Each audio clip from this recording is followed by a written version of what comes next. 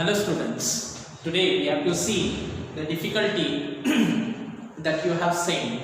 So what is the difficulty? The difficulty is that why tertiary alcohols are more reactive than secondary and primary alcohol. Why tertiary alcohols are more reactive than secondary alcohols and primary alcohols, that we have to see today. यालाच all questions विचारलेले आहे. Why tertiary butyl alcohol readily undergoes nucleophilic substitution than isopropyl alcohol and ethanol.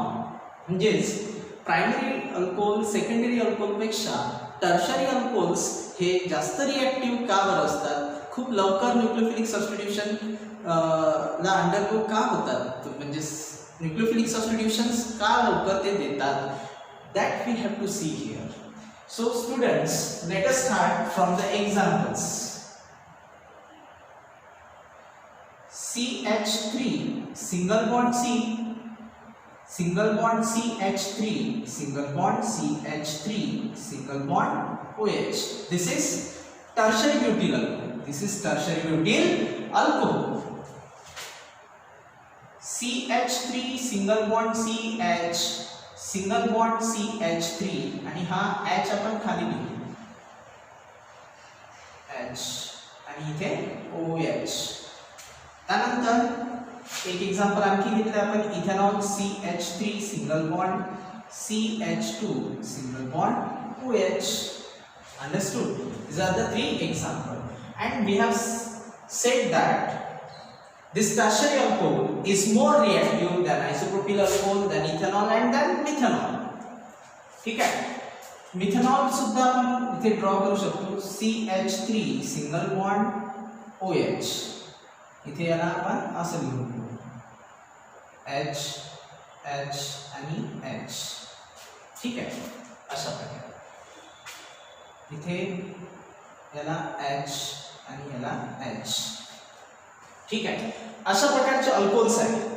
याच्यामध्ये question आहे की why tertiary alcohol is more reactive than secondary and tertiary, secondary and primary alcohol.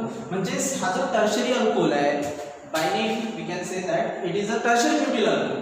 Tertiary butyl alcohol या दोन तीन example पेक्षा, जे की secondary alcohol आहे, हा प्रायमरी अल्कोहोल आहे आणि हा सुद्धा, तर हे जे प्रायमरी अल्कोहोल आहे, सेकंडरी अल्कोहोल आहे, याच्यापेक्षा जास्त रिएक्टिव्ह हा टर्शरी अल्कोहोल आहे. असं का बरं?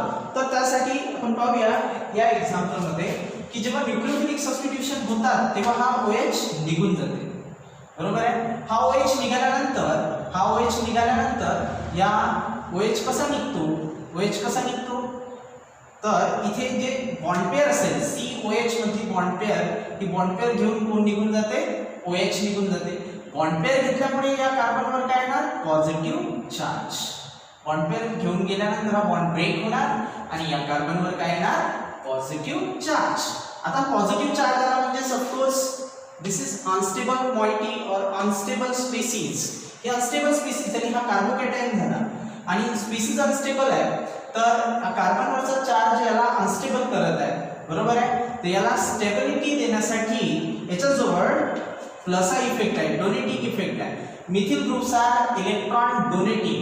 तर हा मिथिल ग्रुप याला डोनेट करू शकते, हा मिथिल ग्रुप याला डोनेट करू शकते आणि हा मिथिल ग्रुप सुद्धा याला डोनेट करते. म्हणजे डोनर ग्रुप याच्यामध्ये खूप जास्त असल्यामुळे याला इलेक्ट्रॉन सप्लाय केला जाईल या कार्बनला इलेक्ट्रॉन सप्लाय केला जाईल. बरोबर आहे. आणि इलेक्ट्रॉन सप्लाय केल्यामुळे हा पॉझिटिव्ह चार्ज करते, स्टॅबिलाइज होते.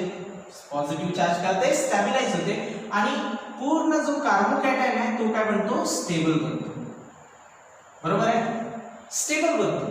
आता स्टेबल बनतो केव्हा बनतो, जेव्हा OH त्याचा निगेटिव्ह चार्ज सहित OH निघून जाते आणि निघून गेल्यानंतर हा कार्बोकॅटायन तयार होतो आणि या कार्बोकॅटायनला या प्लस आय इफेक्टमुळे, इलेक्ट्रॉन डोनेटिंग इफेक्टमुळे काय होते, स्टॅबिलाइज केलं जाते. स्टॅबिलाइज करण्यासाठी याच्याजवळ 3 अल्किल ग्रुप आहे, तिन्ही अल्किल ग्रुप याला इलेक्ट्रॉन सप्लाय करतात आणि इलेक्ट्रॉन सप्लाय केल्यामुळे हा पॉझिटिव्हली चार्ज कार्बन ॲटम काय होते, स्टेबल होते आणि म्हणजे याला स्टॅबिलिटी मिळून आली. आणि म्हणून याला माहित आहे, टर्शरी ब्युटिल अल्कोहोलला माहित आहे की जितक्या लवकर OH इथून निघून जाणार जितक्या लवकर OH निघून जाणार तितका लवकर तो स्टेबल बनते, बरोबर आहे. म्हणजे याला फायदा आहे. केव्हा फायदा आहे? जेव्हा OH निघून जाते. when the OH detach from that place, this species becomes stable. He species काय म्हणतात ते कार्बोकॅटायन काय म्हणतात ते स्टेबल बनून जाते, बरोबर आहे. म्हणजे OH निघाल्याबरोबर याला स्टॅबिलिटी मिळते, म्हणून हा रिॲक्टिव्ह आहे. म्हणून हा it readily undergoes nucleophilic substitution. म्हणजे हा पटकन OH देऊन देत असते. पटकन OH देणे म्हणजे काय? हा रिॲक्टिव्ह आहे. रिॲक्टिव्ह कोण आहे? Tertiary butyl alcohol. हा कार्बोकॅटायन नाही. रिॲक्टिव्ह कोण आहे?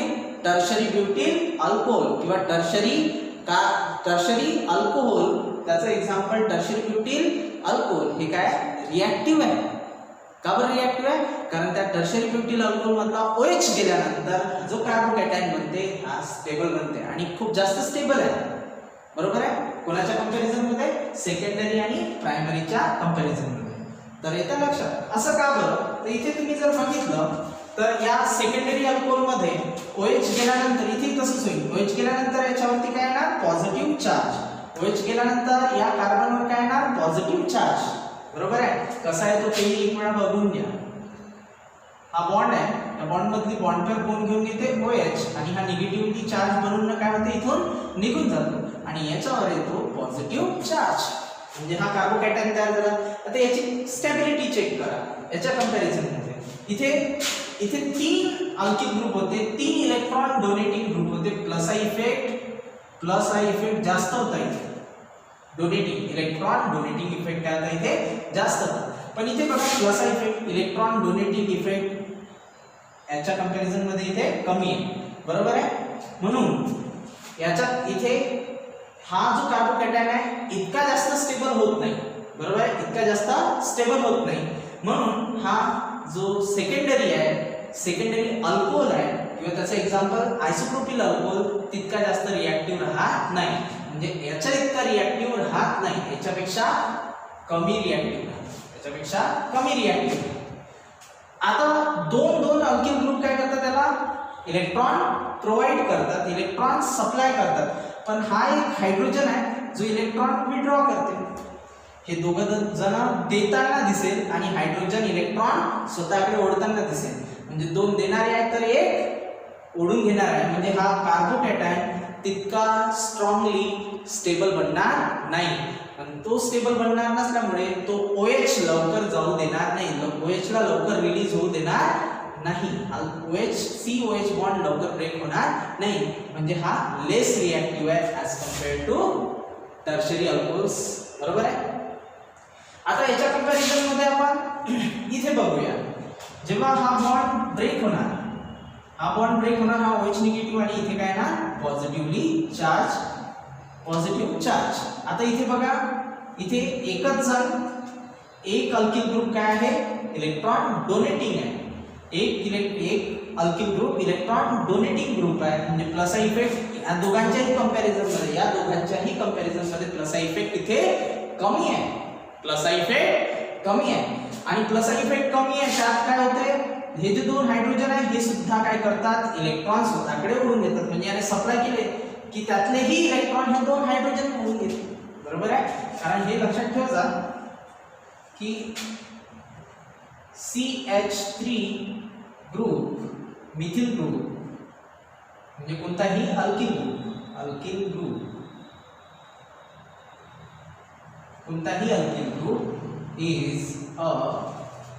is an electron donating group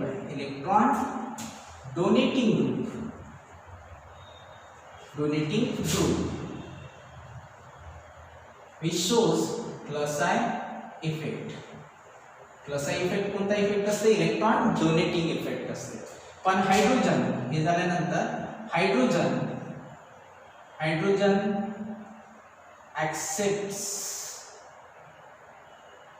electron accepting atom, accepts electron, accepts or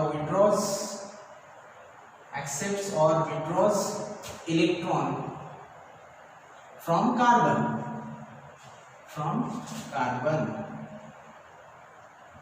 बरोबर आहे. तर इथे दोन हायड्रोजन आहेत जे इलेक्ट्रॉन विड्रॉ करून राहिले या कार्बन जोडून आणि एकच अल्किल ग्रुप आहे जो इलेक्ट्रॉन डोनेट करते. याच्यामुळे हा मला सांगा हा कार्बन वरचा जो पॉझिटिव्ह चार्ज आहे हा स्टेबल होईल का, स्टॅबिलाइज होईल का, नाही होणार. बरोबर आहे. तर हा जो आहे हा या दोघांच्याही कंपॅरिझन मध्ये खूप अनस्टेबल आहे. हा जो कार्बोकॅटायन आहे या दोन कार्बोकॅटायनच्याही कंपॅरिझन मध्ये खूप जास्त अनस्टेबल आहे. आणि कार्बोकॅटायन अनस्टेबल होणार आहे जर OH गेला तर हा अनस्टेबल होऊन राहिला, स्टेबल नाही होऊन राहिला. म्हणून OH ला जाऊ देणार आहे का, नाही. जर आपल्या घरी आपण आहे आणि आपले आई वडील आहे ते गेल्यानंतर जर समजा आपल्याला बरं वाटत असेल तर पटकन त्यांना जाऊ देऊ आपण. पण ते गेल्यानंतर आपल्याला चांगलं वाटत नसेल, भीती वाटत असेल, स्टॅबिलिटी वाटत नसेल तर आपण त्यांना जाऊ देऊ का, नाही जाऊ देणार. बरोबर आहे. तसंच इथे आहे हा अनस्टेबल होणार आहे कार्बोकॅटायन हे माहित आहे याला की आपण OH गेल्यानंतर आपण अनस्टेबल होणार आहे तर OH ला लवकर जाऊ देणार नाही. म्हणून हा लेस रिॲक्टिव्ह आहे. आणि याच्या कंपॅरिझन मध्ये याचा जर विचार केला मिथेनॉलचा तर हा मिथेनॉलला डोनेटिंग ग्रुप तर नाहीच. डोनेटिंग ग्रुप आहे का अल्किल ग्रुप आहे का इथे, नाही. डोनेटिंग ग्रुप तर नाहीच. उलट हे इलेक्ट्रॉन विड्रॉ करतात. त्याच्यामुळे जर पॉझिटिव्ह चार्ज आला हा OH गेल्यानंतर याच्यावर जर पॉझिटिव्ह चार्ज आला तर हा कार्बोकॅटायन स्टेबल बनणार नाही. म्हणजे हा OH लवकर याच्यामधून निघू देणार नाही. OH केव्हा निघत असते लवकर, ज्यावेळेस OH निघाल्यानंतर जर कार्बोकॅटायन स्टेबल बनत असेल तर OH लवकर निघणार. बरोबर आहे. आणि जर OH निघाल्यानंतर स्टॅबिलिटी मिळत नसेल तर OH लवकर निघणार नाही. म्हणजे न्यूक्लियोफिलिक सबस्टिट्यूशन लवकर होणार नाही. म्हणजे हे लेस रिॲक्टिव्ह आहे. आणि हा काय आहे, मोर रिॲक्टिव्ह आहे due to the clausal effect of this electron donating methyl groups. They stabilise the positively charged carbocation by supplying the electrons. Understood? So this is a stable carbocation. बरोबर आहे. म्हणून म्हणतो आपण tertiary alcohol is more reactive than secondary and primary alcohol. म्हणजे जर समजा आता आपल्याजवळ एक्झाम्पल आहे. Suppose we have CH3 single bond C single bond CH3 single bond CH3 single bond OH. एक एग्जांपल है, A एग्जांपल. B एग्जांपल है अपना जो CH3 single bond CH single bond CH3 single bond OH. आणि C example है अपना जो CH3 single bond CH2 single bond OH. आणि D एग्जांपल है अपना जो CH3 सिंगल बॉन्ड OH. आणि क्वेश्चन विचारलाय की which among these is more reactive for nucleophilic substitution reaction like action of समजा याच्यावर ऍक्शन कशाची होऊन राहिली, कॉन्सन्ट्रेटेड HCl आणि ऑन हायड्रस ZnCl2 ही जर ऍक्शन नाही तर सर्वात लवकर सबस्टिट्यूशन कोणामध्ये होणार, टर्शरी ब्युटिल अल्कोहोल मध्ये. आणि सर्वात लेट म्हणजे खूप जास्त कंडिशन्स तुम्हाला या दोन वेळेस द्यावे लागतात. बरोबर आहे. का बरं, कारण याचे कार्बोकॅटायन जे बनतात, प्रायमरीचे कार्बोकॅटायन जे बनतात ते लेस स्टेबल असतात कोणापेक्षा, सेकंडरी आणि टर्शरी पेक्षा. आणि सर्वात जास्त स्टेबल कोणता कार्बोकॅटायन असते, टर्शरी. मग order of stability of carbocation is tertiary carbocation is greater than, means tertiary is more stable than secondary and primary. आणि रिॲक्टिव्हिटीचा ऑर्डर जर केला आपण, रिॲक्टिव्हिटीचा जर ऑर्डर केला तर tertiary alcohols are more reactive than secondary alcohol and primary alcohol. तर तुम्हाला लक्षात येत आहे, कार्बोकॅटायन जर OH गेल्यानंतर कार्बोकॅटायन जर स्टेबल होत असेल, खूप जास्त स्टेबल बनत असेल तर तो जास्त रिॲक्टिव्ह. बरोबर आहे. आणि ज्या अल्कोहोलमध्ये OH गेल्यानंतर कार्बोकॅटायन हा अनस्टेबल बनत असेल तो लेस रिॲक्टिव्ह. अंडरस्टूड. आय होप तुम्हाला समजलं असेल टॉपिक. जर नसेल समजलं तर मला फीडबॅक द्या, परत एकदा समजावून सांगा. Till then, take care. Have a nice day.